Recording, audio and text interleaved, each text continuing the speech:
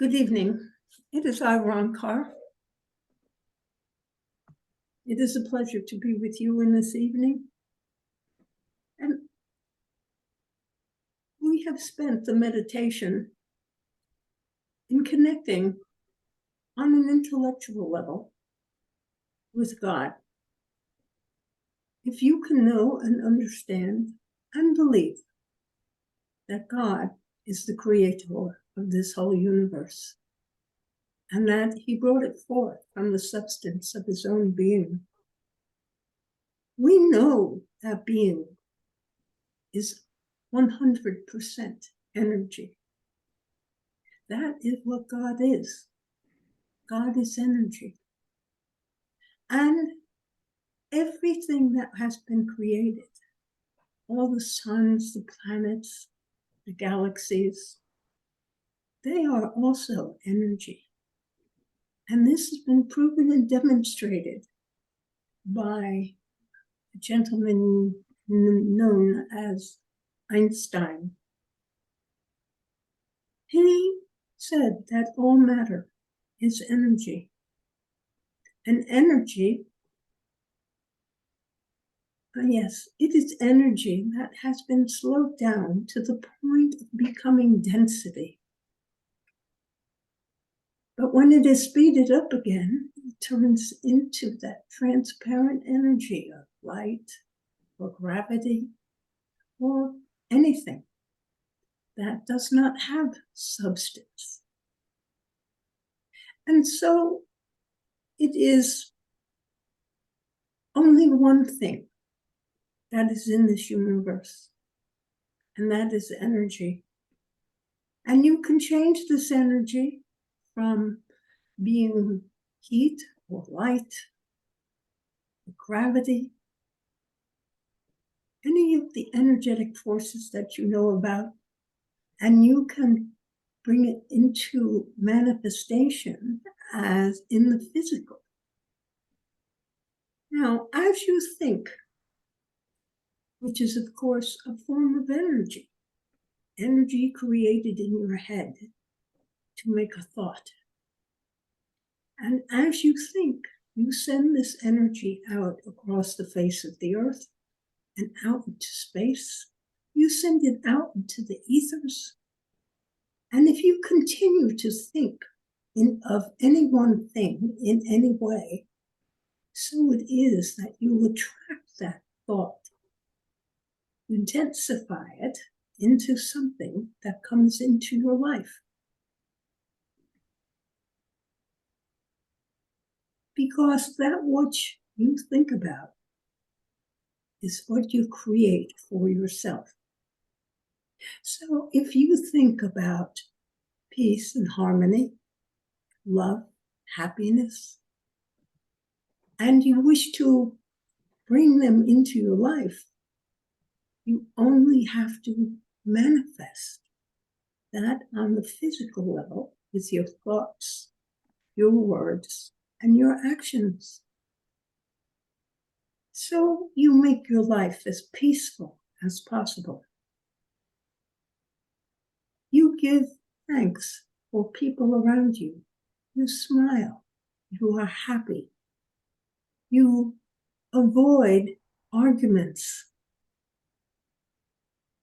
And you smile and you share. You give love. You receive love. And so therefore, you create a life that you want. It is the people who do not understand that their thoughts can generate anything and everything, who bring chaos into their own lives by thinking thoughts which are not fruitful, which are not happy. And so they create unhappy things coming into their life. They have colored their world, perhaps with hostility, with loneliness, with frustration.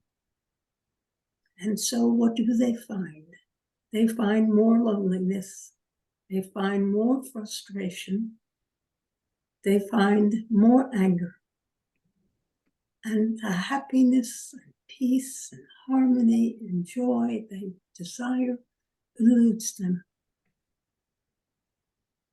And so when you want to bring these things into your life, you need to make the effort.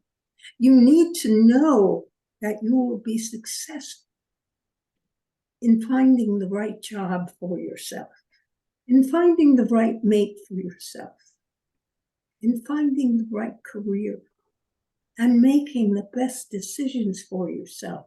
You have to know that this is possible for you, and that you, since you are one with God, will call upon your infinite wisdom, the wisdom and understanding of God, and you will be able to create those things in your life that you truly want to create.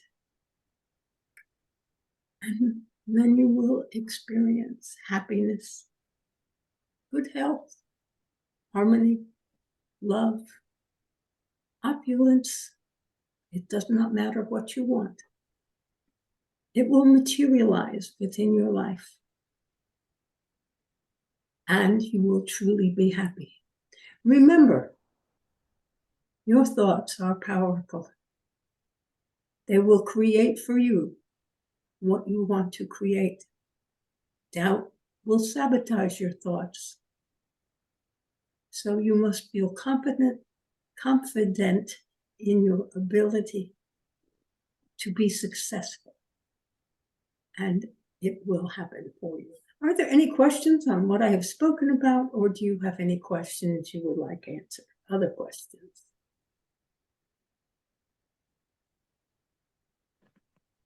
Don't all speak at once. Well, I'll speak since no one else is doing it at this point. Yes.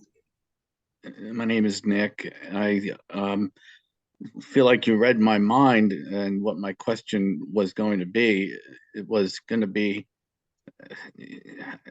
will I ever find peace and contentment in this life? And I'm not getting any younger. And it seems like the answer from what you said was just to. Yes, well, let us discuss that. Why do you feel that peace eludes you?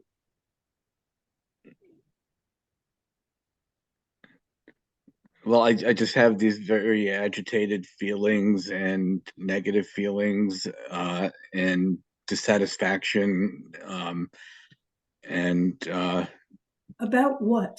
Everything? Or are there both certain... job and family. So basically, you are employing your sense of judgment, and your judgments are all, I will use the term negative, or you are pronouncing what you see as being wrong and not good and not helpful. And when you constantly make these types of judgments, you only become more agitated and more unhappy. And so for yourself, if you wish to create peace and harmony in your life, you need to take some time to meditate. And I would suggest that you meditate on peace and harmony, or peace and tranquility. You can take just some little time and use those words, peace and harmony, or peace and tranquility, as a mantra, and simply say aloud, if you are in a private space. You might not want to say it aloud if you are not in a private space, but say the words peace and tranquility, peace and tranquility, and do that aloud for 1, 2, 3, 4 minutes, 5 minutes, however much you can allow for something like this. Yes, it is very boring. But if you are saying it aloud, you are hearing those words, and you are sending out that vibration of peace and tranquility. You can also say peace and happiness in my life. Peace and happiness in my life. Peace and happiness in my life. To bring it back to you, you may feel more confident in doing that. This is essentially a meditation. The more traditional forms of meditation might have you focusing on your breath or focusing upon a different type of mantra. But any words, anything you wish to attract to yourself can be used as a mantra and be used then for meditation. I see. You can take time before you go to bed and you can make those kind of mantras. Or you can say, I attract love and peace in my life. And say that sentence at least 20 times. Or you can vary the sentence to however you like, but make a sentence that's positive about you attracting what you want. So I attract peace and harmony in my life. I attract peace and harmony in my life. I attract, and you can keep count on your fingers. Do it twice on every finger. And what will happen is that you may begin to see something that makes you happy. You may notice something that feels good, and it will bring into your mind that this is peaceful, that this is nice, this is good. And try not to judge the people around you. People are whoever they are. They have been brought up by parents who were fallible and made mistakes. And they might have been mistreated. They might have heard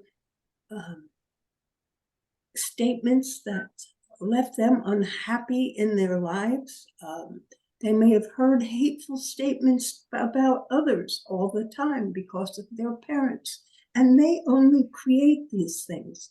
Yes, it would be nice if everyone learned to be in control of what they say and what they think, so that they didn't say things that upset other people, and that they were careful to create only good vibrations around themselves. That when people said things that they thought were stupid or ridiculous or just nasty, or think of any negative word you like, it was just a reflection of that person and had nothing to do with them. So do not personalize what other people say and do. It is not you. It is a reflection of themselves that they are showing you. They are showing you either poor upbringing, poor manners, not good thoughts. They are showing you about themselves. You do not personalize the words of others toward yourself, because what they say and do is just about them.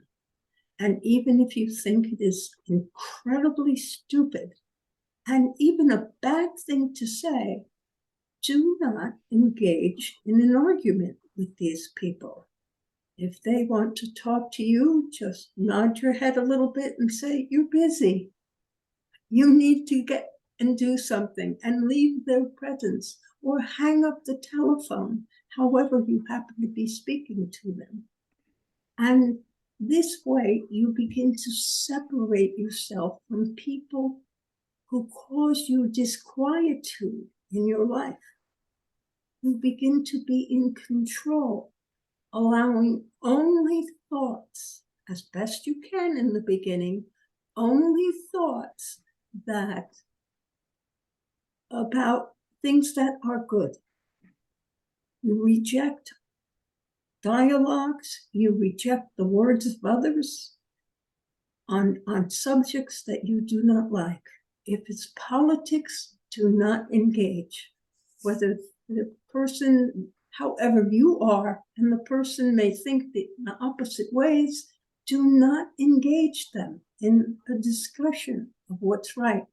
Just assume that they are too stupid to understand what is correct. And you don't have to teach them anything. Just let it go. And try to avoid them in the future, because who wants to engage in a discussion which is unproductive because they cannot understand you and you do not understand them, so therefore it's unproductive. Well, that's very difficult to do when in the political realm, when you're married to somebody who is at the opposite end of the political spectrum as you, and who tends to get very upset, about my views and attacking me for them. And so it's hard to just separate myself when you're married to somebody who is in conflict with you, makes things untranquil, in that Yes, regard. that is a very difficult situation, but you have to say to your wife or your significant other or whoever this person is that, I'm sorry, we disagree. So let us agree not to talk about it in the future. I will respect your views, you will respect mine, and we will not talk about them. By not talking about them is how we will respect the views of one another. I will not try to convert you. You do not try to convert me. I do not wish to talk politics. I do not wish to hear politics at our dinner table. I don't want to have discord in my life. I just want to love you. And so let us see if we can not talk politics with one another. Have you tried to negotiate such a peace or a truce? Well, I try myself to avoid any discussion because I know that nothing I say is going to make change her or have her respect my position or views. So I try to avoid it, but sometimes she's just in my face about things and it's hard to avoid. But well, that is when you say, I don't want to talk about it. Do you mind? I want to watch my show on the TV. I want to take a walk. I need to take a walk because it is good for me to take walks. It will make me healthier. And so put on your coat and leave the house and go for a walk. That will do two things. It will put you out of the argument, and it will increase your health and make you healthier taking a walk. And so you will have achieved two things. And also it releases tension when you take a walk. And if she still wants to talk about the subject, say, I'm sorry, I'm not interested in discussing this. That's all you can do for the time being until she gets the message. But you maybe need to say, I do not want to discuss politics with you. I just do not, because it will ruin our relationship, and I love you. I don't want to fall out of love with you. I'm assuming you love your wife. yes. So you don't want to fall out of love with her, and you want to have peace and harmony in your life. And so not discussing politics is the way that you will have that with her. You do not have to stand and listen to her without saying anything, which is what you are doing now, which increases your attention and is not good for your body. Probably raises your blood pressure. So try taking a walk whenever she wants to get in your face about something. You are not responsible. You can only say, I am not responsible for this. I am not a decision maker. So you do not help me by yelling at me or being angry with me. I am not the one who made that decision. Mr. Biden or your representative is the current one that makes the decisions. And if she doesn't like those decisions, well, they're not your decisions. You might want them to take different decisions, make different decisions. Simply don't discuss it. Just say, I did not make that decision to take that action that is going on. I voted for him, or you can say, I didn't vote for him. But it doesn't matter. You were only one person who voted for him. And all the changes that have taken place in the elections, you no longer want to discuss politics in the House with her. Try being honest about it, that it upsets you when she wants to talk politics and you do not want to have an argument. Unless she wants to have one. You could always ask her that question, but that might not go over too well. I can't control her. I can only control myself. That's correct. But you can ask her to respect you, and your current decision is you do not wish to talk about politics in the House or outside. You do not wish to talk politics with her because you want to continue to love her. Got it. Thank you. And see if that helps. And otherwise, just once she wants to talk politics, make it a point to exit or go away. Say, I'm sorry, I don't want to talk politics with you. I'm going to go do something else. Whatever it is your hobby is, or I recommend exercise because that is good for you. Make it a point to take a walk. And that will improve your health and improve your disposition. And you might find yourself feeling better all by yourself that way. Thank you. In spite of her. Right. Are there other questions?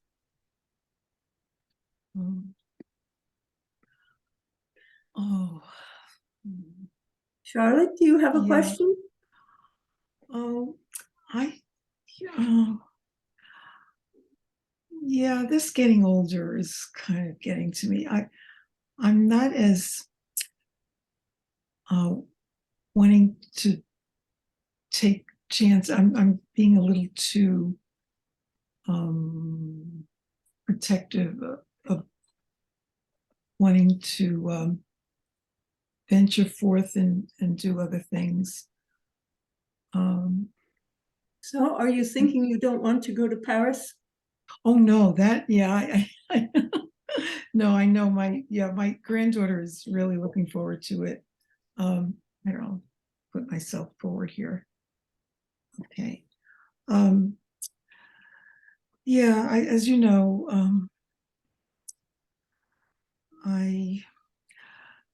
I've been visiting people who live in smaller dwellings. I was thinking in terms of what am I going to do being in this house and all that is required to keep it going. And I find it very difficult to make decisions. I don't like change. And I did visit a few friends who live in one of these, independent living communities. And they're younger. A lot of them are younger than I am. As you know, I'm going to be 87 next month. I don't feel it and I don't act it. But Yes, Julia, Charlotte is talking.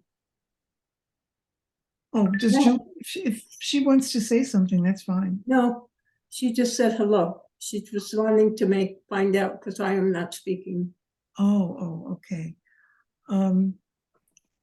So, I'm finding it hard to make decisions. Like in the case of going to Paris with my granddaughter, she kind of made the decision for me. If she would have waited for me to say, okay, I probably would still not be there. You know, it's, oh, I don't know. I used to be able to, make plans and travel, and I'm glad we did a lot of that already, when Yes, but right I now I'm just understand, being very Charlotte. precautious. Hmm? I just saying, I understand, Charlotte. It is quite natural for you not to want to make a change in your living. I am assuming that by visiting your friends in such spaces, you decided that it probably wasn't for you. Not at this point. And Right. people are putting pressure on me, though. I keep getting phone calls and, wanting, people wanting to get me to Are consider. these people salesmen? Yes. Well, then just hang up. Don't let yourself stay on the phone too long with someone who's trying to persuade you to do something you do not want to do. No, I'm not ready for. Yeah. Right. And so there is no reason for you to stay on the phone. You can simply say, no, I've decided I'm not doing that at this time. Thank you for calling. Goodbye. And hang up the phone. And then you do not have to put up with these sales techniques, which it is a salesman's job to sell his product, but you do not want it. So don't waste your time. And